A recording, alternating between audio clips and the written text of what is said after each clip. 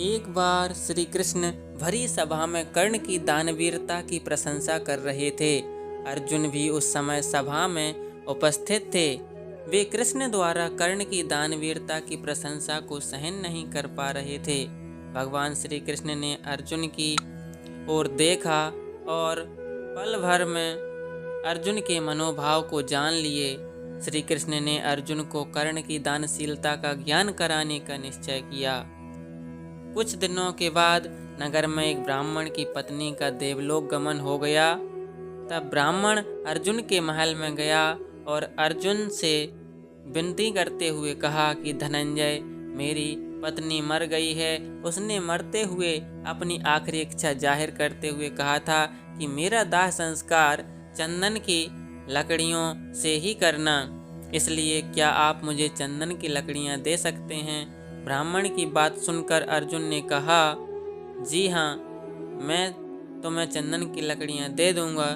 तभी अर्जुन ने कोषाध्यक्ष को तुरंत 25 मन चंदन की लकड़ियां देने की आज्ञा दे दी।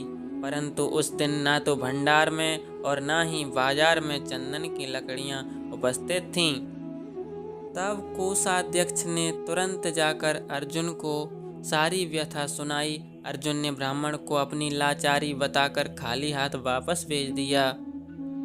तब ब्राह्मण कर्ण के महल में गया और कर्ण से अपनी पत्नी की आखिरी इच्छा के अनुरूप चंदन की लकड़ियों की मांग की। तब कर्ण के समक्ष भी वही स्थिति थी। ना तो महल में और ना ही बाजार में कहीं चंदन की लकड़ियां उपस्थित थीं।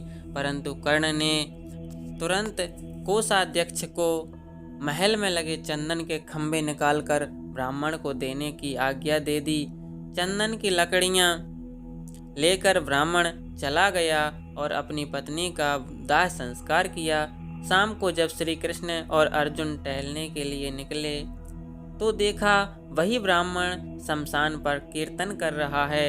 जिज्ञासावश जब अर्जुन ने ब्राह्मण से पूछा तो ब्राह्मण ने बताया कि कर्ण ने अपने महल के खंभे निकालकर मेरा संकट दूर किया है। भगवान उनका भला करे। यह देखकर भगवान श्री कृष्ण ने अर्जुन से कहा, चंदन के खंभे तो तुम्हारे महल में भी थे, लेकिन तुम्हें उनकी याद ही नहीं आई। यह सुनकर अर्जुन लज्जित हो गए और उन्हें विश्वास हो गया कि क्यों कर्ण को लोग दानवीर कर्ण कहते हैं।